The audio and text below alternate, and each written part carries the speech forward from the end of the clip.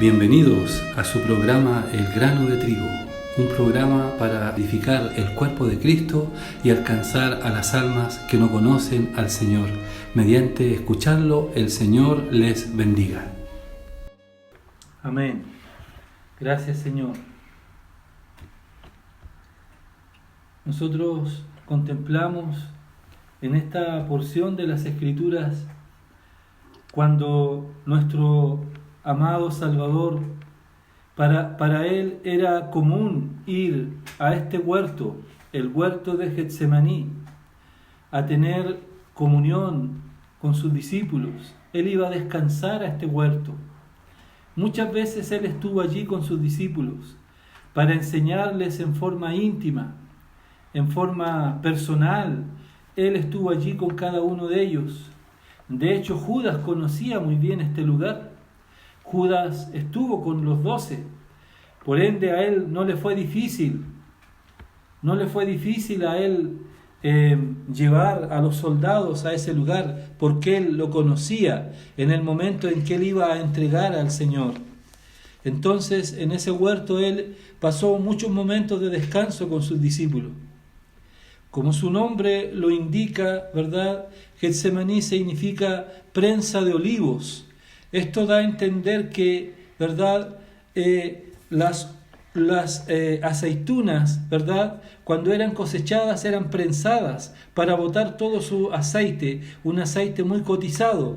Así también el significado de este huerto habla de que nuestro Señor en ese lugar Él fue exprimido. En ese lugar, por eso dicen estas expresiones. Dice, ¿no es cierto?, que Él comenzó a entristecerse y angustiarse. Ahora dice, se repite en esta porción estos tres discípulos, Pedro, Jacobo y Juan. El Señor tomó a estos. Al parecer ellos tenían una connotación especial. Se habla más de ellos tres que del resto. Por algo lo está manifestando el Señor. Cada uno de ellos quiere manifestar algo. Cada uno de ellos quiere expresar algo de lo que nuestro amado Señor vivió allí en ese lugar. Pues bien, como dice entonces que, como su significado lo indica, este huerto de Getsemaní, donde el Salvador había pasado momentos gratos con sus discípulos, pues en esta noche, en esta noche donde previamente Él iba a ser entregado, esa fue una larga noche para el Señor. No fue una noche grata como otras veces, fue una larga noche, una noche de angustia, de tristeza. Dice que Él comenzó a entristecerse. ¿Por qué Él comienza a entristecerse? Porque Él comenzó a entristecerse porque venía la sombra negra de la cruz.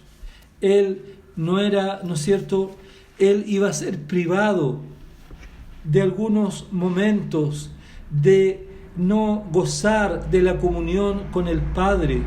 Es decir, todo lo que el Señor Jesús hizo en la tierra como hombre, todo lo hizo en comunión perfecta con su Padre. Él dijo, mi Padre y yo hasta esta hora trabajamos.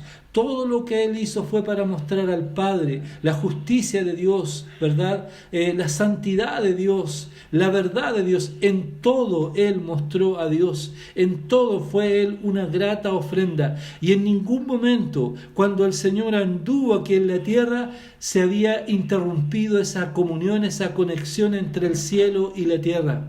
Pero en esos momentos, ¿no es cierto?, previos, cuando Él iba a experimentar la cruz de agonía, y esas 3 horas que iba a experimentar en la cruz, estos momentos en Getsemaní son momentos que van indicando ese camino. Por eso Él siente esa tristeza de que iba a ser privado de la comunión con el Padre. Y la angustia, siente la angustia, porque Él iba a beber la copa amarga. Nadie más podía beber la copa amarga. De hecho, Jacobo y Juan, que eran hermanos, le dijeron al Señor, cuando tú estés en tu reino, danos el privilegio de que cada uno de nosotros, uno se siente a tu derecha y otro se siente a tu izquierda. El Señor les dijo que ellos no sabían lo que realmente pedían.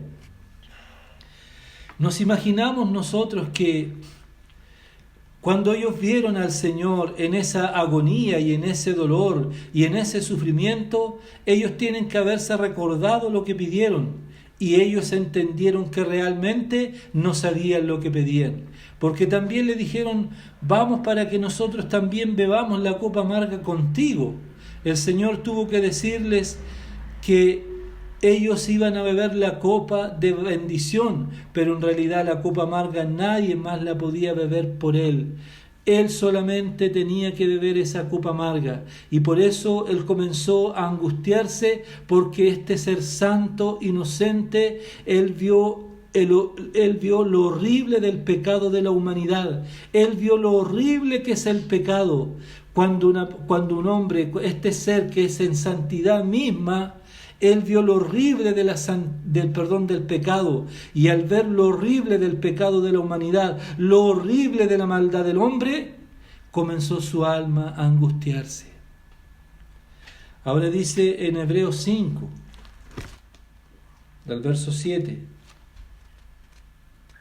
y Cristo en los días de su carne, ofreciendo ruegos y súplicas, con gran clamor y lágrimas, al que le podía librar de la muerte, fue oído a causa de su temor reverente. Y aunque era hijo, por lo que padeció, aprendió la obediencia. Habiendo sido perfeccionado, vino a ser autor de eterna salvación para todos los que le obedecen, y fue declarado por Dios sumo sacerdote según el orden de Melquisedec. ¿Qué desobediencia cometió el Señor? ¿Qué pecado cometió el Señor? Ninguno, ningún pecado, ninguna desobediencia. Y no era que Él tuviera miedo a la muerte como todos los hombres, sino a lo horrible, a lo despreciable del pecado, que en ese momento se iba a cargar sobre Él allí en aquella cruz, en esos momentos previos de la cruz, en esa noche de unas tinieblas incesantes. ¿Se imaginan ustedes? Miren, para poder entender un poco, en esa noche larga de Getsemaní, fue una noche donde todas las fuerzas del diablo se concentraron allí, en ese hombre Jesús. Jesús es Dios manifestado en carne. Jesús es el Salvador. El maligno sabía lo que venía por delante, y él quería bajo cualquier precio oponerse, interponerse, para que el Señor no hubiera cumplido su objetivo, para que el Señor no hubiera ido a la cruz. Por eso fue una larga noche, fue una noche de angustia, de agonía. Y dice las Escrituras que el Señor ofreció ruegos y lágrimas con unas súplicas intensas para no ver lo horrible del pecado. El pecado a los ojos de Dios es horrible. La naturaleza del hombre es despreciable. Los hombres, verdad, que presumen de cierta educación, pueden decir de aquellos criminales perversos, pueden decir cómo es posible que han llegado hasta esa consecuencia. Pero si ellos mismos tal vez se viesen enfrentados en una situación parecida, la naturaleza humana nunca deja de sorprender al hombre, porque todos los hombres, dice, toda la humanidad se tornó pecadora. Entonces el Señor, ofreciendo ruegos con gran clamor, dice: ahora, ¿qué hubiera pasado si el Señor no hubiera ido a la cruz? ¿Habría sido recibido en el cielo con honor y gloria? Sí. Pero Él dice que Él tenía que tomar ese trago amargo. Él, siendo justo y santo, inocente, Él tenía que beber esa copa amarga. Si Él no hubiera ido a la cruz, habría sido recibido con honores en el cielo. Pero nosotros no habríamos tenido derecho al cielo, a la vida eterna, a la salvación, al perdón de nuestros pecados, a la reconciliación, a la justicia, a la paz, a todas las bendiciones del cielo. No habríamos tenido derecho. Por eso que el Señor afirmó su rostro para ir a padecer. Por eso que el Señor, en esas horas intensas de angustia, de tristeza y de dolor, Él afirmó su rostro para padecer allí en esa cruz y entregar su vida allí en el madero. Por eso dice más abajo: y habiendo sido perfeccionado, vino a ser, dice, autor de eterna salvación para todos los que le obedecen. Es decir, Él a tal punto gustó la muerte, dice, que fue obediente hasta la muerte y muerte de cruz. Él no rehusó la cruz. Él no huyó la cruz, sino que Él fue obediente hasta lo último. Y por causa de su obediencia, nosotros hoy hemos gustado su salvación. Volviendo allá entonces al libro de Marcos, dice, ¿no es cierto? El verso 34 dice: mi alma está muy triste hasta la muerte, quedaos aquí y velad. Es decir, cuánta agonía sintió el Señor en esa noche, en esa larga noche, en que el maligno mucho vino a tentarlo. Vino a tentarlo para que él no cumpliera su objetivo. Vino a tentarlo para desviarlo de su propósito. Para que ninguno de nosotros hoy día, y de todas las generaciones de creyentes ya que han partido, tuviesen derecho al cielo y a la redención y a la vida eterna. El Salmo 22, verso 12 dice: me han rodeado muchos toros, dice, fuertes toros de Basán me han cercado. El verso 16 dice: porque perros me han rodeado, me han cercado cuadrillas de malignos. Hasta ahí. Es decir, en esa, vuelvo a decirlo, en esa larga noche, cuánta actividad del maligno, de los demonios, se posesionó, ¿verdad?, sobre ese huerto para atormentar, para atemorizar, para impedir que nuestro amado Salvador fuera a cumplir su objetivo allí en la cruz.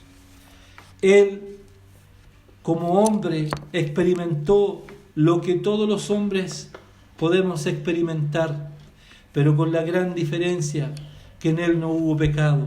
Él no sufría por el pecado. Él experimentó el abandono, el desprecio, el dolor, la traición, la negación, el temor, el hambre, el frío. Él todo lo sufrió, todo lo pasó. Por eso Él es el Señor, por eso Él es el Salvador, por eso Él es el autor de eterna salvación. Dice también en Lucas capítulo 22, verso 44. Y estando, dice, y estando en agonía, dice, oraba más intensamente, y era su sudor como grandes gotas de sangre que caían hasta la tierra. Una vez más. Y estando en agonía, oraba más intensamente, y era su dolor como grandes gotas de sangre que caían hasta la tierra. ¡Qué tremendo! Cuánta agonía sintió el Señor, porque el pecado de toda la humanidad se iba a cargar sobre Él. Y por otro lado estaba el tentador, para que Él no cumpliera su objetivo, para que Él no cumpliera su propósito, y para desviarlo de la perfecta voluntad. Por eso Él vino en obediencia, y en una obediencia perfecta dice que Él sufrió, y sufrió hasta la muerte y muerte de cruz. No huyó la muerte, no rehusó la muerte, no rehusó la cruz. En esa noche de agonía en el Getsemaní, el Señor sufrió, y luchó contra la tentación de abandonar su causa, de abandonar su propósito. ¿Acaso el maligno no viene muchas veces con tentaciones para que desobedezcamos al Señor, para que no honremos al Señor, para que abandonemos la fe, cuando las cosas a veces no se dan como nosotros pensamos, cuando a veces somos estorbados por pequeñas situaciones o pequeños problemas, cuando somos defraudados por algunas personas? ¿Acaso no aparece el maligno con sus susurros para tentar, para que no sigamos confiando en el Señor, para que no sigamos confiando y creyéndole a Dios, para que no sigamos amando la palabra de Dios y para que no esperemos al Señor y vivamos de una manera libertina en el camino ancho como viven todos los demás que no conocen al Señor? Son los susurros del diablo. ¿Para qué te guardas tanto? ¿Para qué te esfuerzas en tratar de agradar a Dios? ¿Para qué te esfuerzas tanto en tratar de cumplir la voluntad de Dios? Si los demás viven de esta manera, ¿por qué tú no vives igual? Es el propósito de este perverso. Pero Jesucristo es el Señor. Él es el que ha vencido. Por eso, como dice esta porción, que Él, agonizando, dice, su sudor eran como grandes gotas de sangre. Después, volviendo acá a Marcos, dice el verso 35, dice: y yéndose un poco adelante, se postró en tierra, dice, y oró que si fuese posible pasase de él aquella hora. Él estaba angustiado y decía: Abba, Padre, todas las cosas son posibles para ti. Aparta de mí esta copa, mas no lo que yo quiero, sino lo que tú. Es decir, aún en el momento de agonía, aún en el momento de dolor, Él, aún hasta en ese momento, Él en todo quería cumplir la voluntad del Padre. Santiago 5:13 dice: ¿está alguno entre vosotros afligido? Haga oración. ¿Está alguno alegre? Cante alabanzas. La mitad de este verso vemos que se aplica a Jesús. Él estaba afligido, ¿verdad? Como explicábamos al principio, por causa de ser separado de la comunión con el Padre y por lo horrible del pecado que él iba a cargar. Entristecido, angustiado, y su sudor eran como grandes gotas de sangre. Pero dice aquí, él estaba afligido, dice. Y él, entre más se afligía, más venía el tentador, dice allí, a susurrarle. Más venían las fuerzas demoníacas sobre él, para que él se apartara de su propósito y de su objetivo. Pero dice, ¿qué hacía él? Más oraba, más se esforzaba en orar. Le pidió ayuda a los discípulos. ¿Y los discípulos qué hicieron?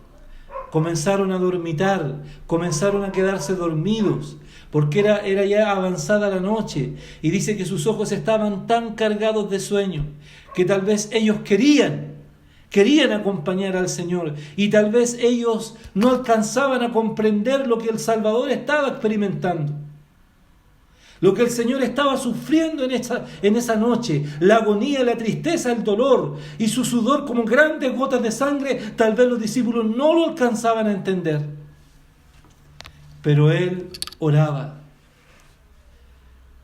para no ser apartado de su propósito, para recibir fuerzas para ir a la cruz a padecer. Y decía: Abba, Padre, todas las cosas son posibles para ti. Abba, Padre, esta expresión, ¿no es cierto?, es una expresión de intimidad, es una expresión de cariño, es una expresión de afecto. Y él decía Abba, que significa papá, papito. Abba, Padre, ese papá, papito querido, es decir, con tanto clamor del corazón, con tanta angustia del corazón, el Salvador clamó por nosotros. Bendito sea el nombre del Señor. Vemos nosotros en Juan también capítulo 12. San Juan, capítulo 12, versos 27 y 28.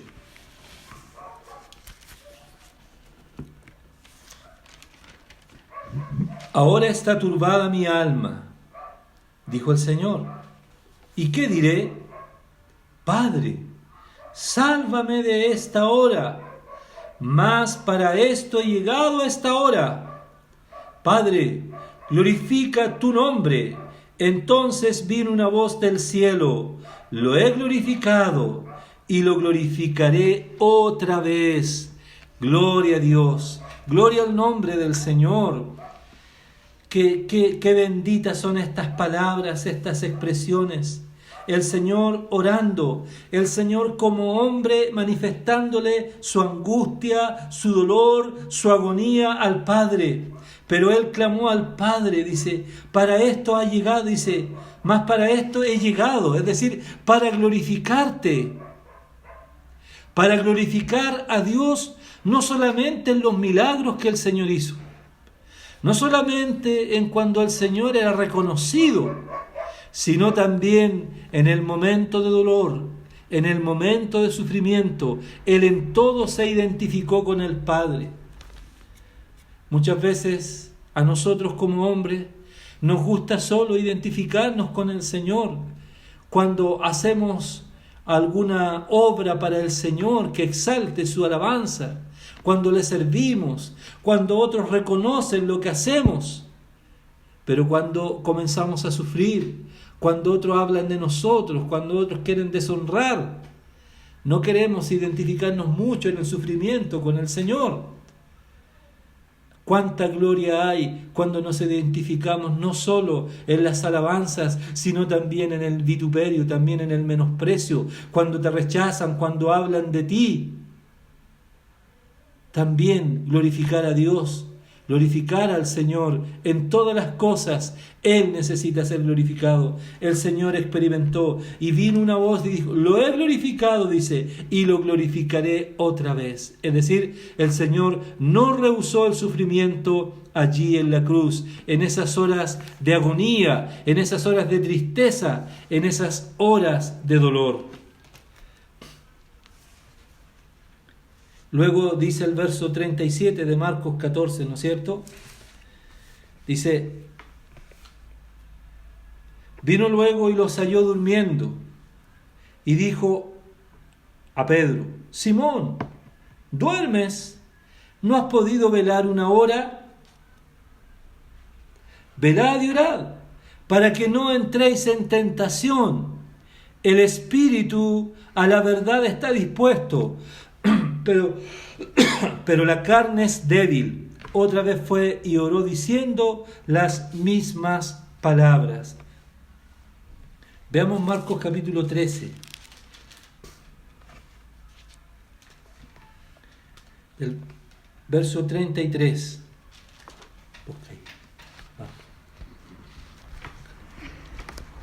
Marcos capítulo 13 del 33 al 37.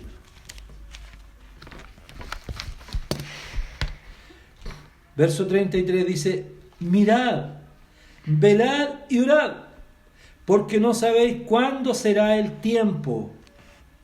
Es como el hombre que yéndose lejos de su casa, y dio autoridad a sus siervos, y a cada uno su obra, y al portero mandó que velase. Velad pues, porque no sabéis cuándo vendrá el Señor de la casa, si al anochecer o a la medianoche, o al canto del gallo o a la mañana, para que cuando venga de repente no os halle durmiendo. Y lo que a vosotros digo, a todos los digo: velad. ¿Se da cuenta? Dice: la carne a la verdad es débil. Es cierto, es cierto. Esta carne que nosotros tenemos, este cuerpo que nosotros tenemos es débil, porque está cansado por la actividad laboral, por la actividad del quehacer de la casa, o simplemente hasta descansar mucho cansa. Todo cansa en esta vida. El dormir mucho, el dormir poco, el trabajar mucho, el trabajar poco, el estudiar harto, el estudiar poco, todo cansa, porque esta carne es así. Pero la palabra del Señor nos manda a que tengamos cuidado y que podamos velar. ¿Qué significa estar atento? Velar no está diciendo aquí que tenemos que pasarnos desvelados en la noche y no dormir. No, significa que tenemos que velar, es decir, estar atento. Desde cuando nos levantamos en la mañana, presentarnos delante del Señor, lo que hacemos durante el día, presentarnos delante del Señor, y lo que hacemos por la noche al descansar, presentarnos también delante del Señor. Es decir, comenzar a depender del Señor, comenzar a tener una vida, un hábito de oración, una dependencia del Señor, porque como Él lo dijo, separados de mí, dijo el Señor, nada podéis hacer. Si el maligno hasta lo último hizo lo posible por desviar a nuestro amado Salvador de su propósito, de su causa, ¿no lo querrá también hacer con nosotros? Ciertamente que sí. Querrá sacarte de la fe, querrá sacarte del camino, querrá sacarte de tu meta, querrá desalentarte, trayendo pensamientos, trayendo sentimientos. Pero no nos olvidemos que tenemos una meta en los cielos, que tenemos una patria celestial, que nuestra ciudadanía está en los cielos, que no somos de aquí, que hay una esperanza de gloria en nuestro corazón, y por eso necesitamos cada día más depender del Señor. Él sufrió por nosotros hasta el último. Dolor, agonía, tristeza, y su sudor eran como grandes gotas de sangre. Y finalmente del 40 dice: al volver otra vez, dice, los halló durmiendo, porque los ojos de ellos estaban cargados de sueño y no sabían qué responderle. Romanos 5, veamos, Romanos 5. Dice el verso 19: porque así como por la desobediencia de un hombre los muchos fueron constituidos pecadores, así también por la obediencia de uno los muchos serán constituidos justos. Gloria al Señor. Por la desobediencia de uno. ¿Quién es este uno? Adán. El primer hombre que Dios creó, ¿verdad? Desobedeció a Dios. Pecó Adán. Y dice la palabra que toda la raza humana pecó con él. Por eso es que hay tanta rebeldía en el corazón de los hombres y de las mujeres de no querer volverse al Señor. Pero dice que por la obediencia de uno, los unos serán constituidos justos. Es decir, por la muerte que Cristo habría de experimentar en la cruz, habría salvación, vida eterna, justificación, perdón de pecados, redención, glorificación. Es decir, todo lo que, la importancia de la muerte de Cristo en la cruz es tan grande, es tan profunda, que nosotros aún estamos recién conociendo lo que significa lo que experimentó el Señor. Y luego, ¿no es cierto?, para terminar, en Marcos dice, vino la tercera vez, el verso 41, vino la tercera vez y les dijo, dormid ya y descansad, basta, la hora ha venido, he aquí el Hijo del Hombre se ha entregado en manos de los pecadores, levantaos, vamos, he aquí se acerca el que me entrega. Qué tremendo. Es decir, en esa hora de dolor, en esa hora de agonía en que Él experimentó aquellos sufrimientos, ¿no es cierto?, Él no rehusó esos padecimientos, sino que fue fiel hasta lo último. Fue fiel hasta lo último. Y después ya de haber sido fortalecido en otro evangelio, ¿verdad?, dice que vinieron ángeles a fortalecerlo, a servirle, y él fue fortalecido y ayudado. Así también entonces ahora, él padeció, él sufrió, hasta lo último se entregó. Dice que él padeció en todo, dice, siendo tentado, dice también que él es poderoso para socorrer a los que son tentados. ¿Y quiénes son estos que serán tentados? ¿Quiénes son estos que el maligno tratará de tentarlos? ¿Los del mundo? ¿Los que no conocen al Señor? En ninguna manera, porque el mundo sucumbe, el mundo se rinde frente a todo lo que este perverso les ofrece. Dice que el mundo entero está bajo el maligno. Pero los hijos de Dios, es decir, nosotros, por eso necesitamos aprender a tener un hábito de oración. Necesitamos aprender a buscar al Señor con un corazón fervoroso, porque solo cuando buscamos al Señor seremos librados y guardados de este mundo, de toda tentación. Que el Señor nos ayude. Que el Señor nos ayude, que se abran nuestros oídos, que el Señor nos ayude para que Él nos guarde y nos libre, para amarlo no con pereza, no con frialdad, no con tibieza, no con mundanalidad en el corazón, que nuestro corazón se sacuda para servir al Señor, porque Él es digno de nuestro amor. Jesús es el Señor. Amén. Demos gracias al Señor. Amado Dios, amado Padre, te bendecimos en esta hora, Señor.